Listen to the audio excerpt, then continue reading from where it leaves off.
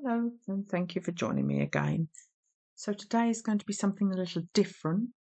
I've made these boxes in the past. So this is a box that you can slide a Tesco's Springforce facial tissues into completely. So this is a box in its own right. You could buy tissues, slide them in there and have them popping out the top.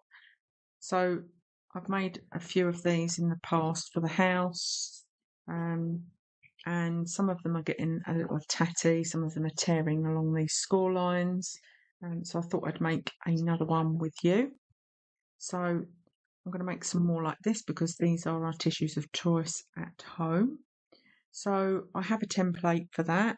I've already gone ahead and got prepared because it's done in two halves, so because otherwise you'd need a rather enormous piece of card. So you need 2 sheets of 13.5 inches by 8.5 inches. So 13.5 by 8.5. This is the side that I have already prepared. So this is double-sided. It needs to be double-sided because you're going to flip one of them. If you're going to use single-sided, you're going to have to score from the back of one piece. So I'm doing double-sided for ease because then I can just spin them round. So this one is the first one that I've done. I've got another sheet here which I've partially scored. I've had to do that to get it in my trimmer to cut it to the right size, but I will go through the score lines with you on this sheet. So I have got an 8 by 8 scoreboard, which isn't big enough for the full length, so I'll show you how I deal with that as we go. So on the short edge, we start with scoring the short edge first. We want to score at 1/2 inch all the way down. So my scoreboard finishes here, and I'll show you how we deal with that in a second. And we also want to score at 3 7/8 of an inch. So 3 7/8 of an inch, again, all the way down. But because I don't go all the way down, I'm literally going to do this, flip it, so that the score lines are still on this left edge, but I'm scoring now from the back. So I want to score again at 1/2 and 3 7/8. So you can see that they match. Okay, so I'm going to put that back to its original orientation. And then I want to turn this piece of card clockwise so that the 1/2 inch that we've just scored is at the top.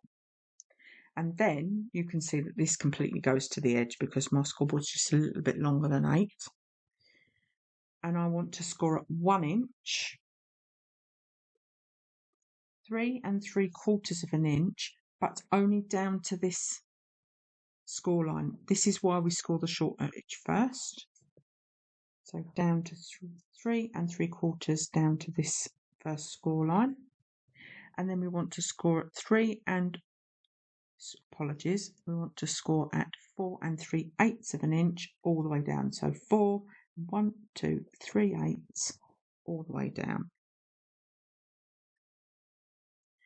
Once you've done that, because this scoreboard isn't long enough, I need 1/2 inch on the edge. So you'll see I've already done that because I needed to do that for my scoreboard, but I would flip it 180 and just score it like that.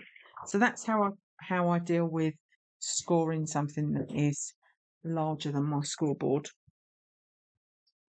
So I have a piece of card that has got the scores on it. I'm going to fold and burnish what I can. I'm not going to fold and burnish this yet because I don't need to fold that. I'm going to cut that free. The edges that I'm going to cut free, I'm going to mark with a pen for you now so that you can see what I'm going to take off. So I'm going to take this off. This is going to become a tab. This little corner square is coming off. This is coming off, and all of this section is coming off. So I'm going to fold and burnish where I can.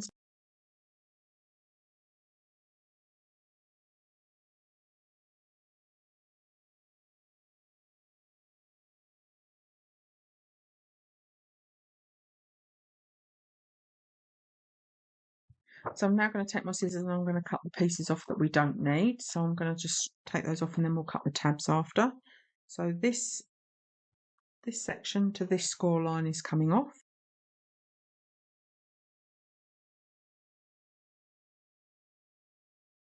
This corner is coming off. This is coming away, but I'm going to cut up here, and then this line I'm going to cut all the way up to the second score line, because I want to remove all of this piece here.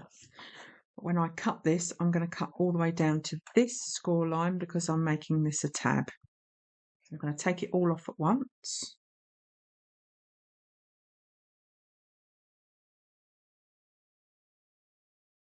So we're left with that. I'm going to free this little box off and get rid of that. So we're left with this. I'm going to turn, these are tabs, so I'm going to nip a slice off of each side.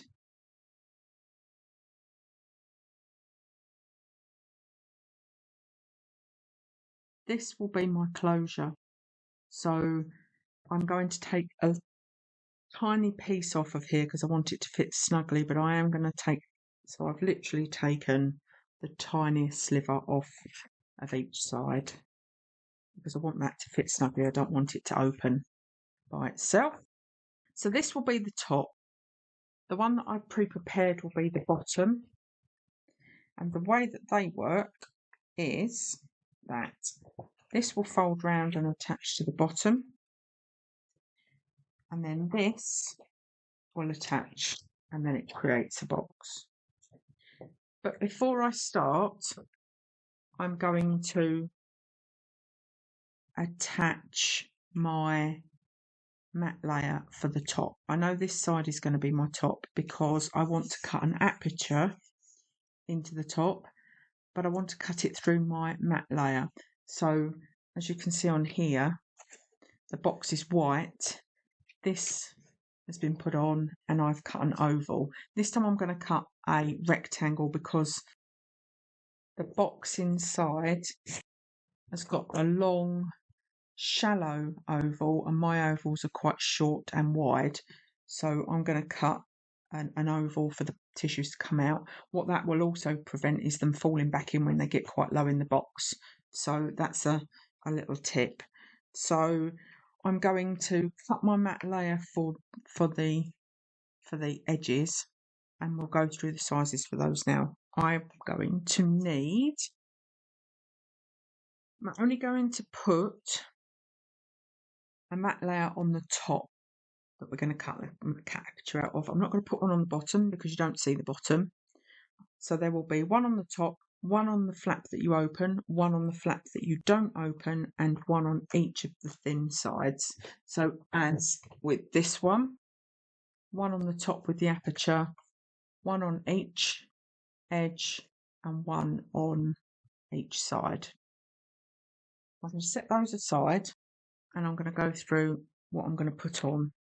So I've got this Team Prints stack and I quite like these bold papers. So these are the colours that I've picked. This is going to be on the top and on the two ends, and this is going to be on the sides. So I've cut my matte layer for the top. This is going to be the top with the opening. So this is 8.5 by 4.5, and that is going to sit on there. I'm going to stick it on with some Collao because I'm going to cut the aperture through both layers. Okay, so I have attached the panel to the front, and as you can see, I have just cut the aperture out. Doesn't have to be an oval. In this instance, I've picked the centre of this die set here. This is a fancy vintage lace frame from Sharon Callis that I've had in the stash for a while. So part of this set, I've used the centre, and that has created an opening which will be perfect for me to pull the tissues through. What I'm now going to do is we're now going to attach the box together, and then we'll put the other panels on. So once you've got your aperture cut, there's no other die cutting involved. You could punch a hole and cut freehand. You could use a craft knife, circle cutter. You will need a large die cutting machine. So I've got a Big Shot Plus. Any A4 die cutting machine will fit the width. So you will need that for this. So now this is our top. And this will be our base. So we want to turn it so that our large flap is on the other end. And this is a side and that is a side. So we need to attach this tab to here. And I'm going to do that with some quick grab glue. So lining this score line up with this score line and button it up to this score line on this piece. Stick it down, and then I'm going to gently fold it straight away to make sure that it folds and is in the right place, and give that a burnish. So your two pieces are attached like this. These are your two flaps. So now I'm going to fold this side and attach on this tab here. And then that will close our box side to side, and then all I'll need to do is shut the bottom end. So attaching our glue or red tape here. So I'm using glue again. Bring this over and it will lay flat. By laying it flat and doing it like this, I know I've got everything in the right place. So let that grab, and then you can fold it and fold it the other way. Okay, so whilst it's flat, we're going to attach the other panels. So we want the same pattern on the two ends as is on the top, and a coordinating panel on the side. So I have cut the two end panels. I'm going to stick that one there, and then I'm going to flip it over and put that one on there. So I'm going to do that now. So this is going to be our tab that closes, and this will be the tab that is sealed. So this is the inside. So I'm going to flip it over and put the panel on here. And the sides, so I'm going to put a coordinating paper here and one here. So these are 8.5 by 3 1/4. They're going to go on there like that. So I'm going to pop those on and then we'll come back. So all the panels are on. I just need to close this edge up, because this will be shut permanently. So I'm going to put glue on here and here, and I'm going to fold that in and glue the inside there, so that will be completely shut. On all of the tabs, I'm just shutting it like I would a standard box, giving it a push. I'm going to turn it on its end, and I'm going to get it in with something long, a ruler in this instance, and give it a push on both of those tabs. And then I'm going to turn it on its front and give that front tab a good push. So that's all stuck securely. So that is in effect finished. The only thing I am going to do with this one is I'm going to cut an oval there, just so that you can get your finger in and get the tab out. So I've got a 1-inch circle punch, which I use so that I can see where it's going to punch. But that's enough. So when you fold those tabs in and close it, you've got somewhere to put your thumb to pull it open. So that is in effect finished. Now all we need to do is make sure that the box fits. So this is the box that goes in. Slide into the end, close the top, pull out the tissue. So that is a decorative box cover for a supermarket tissue box. So if you've enjoyed today's content, please consider giving it a like and hitting the subscribe button if you haven't already done so. Those two things are free and they really help the channel. Thank you for watching, and I'll catch you next time. Bye bye.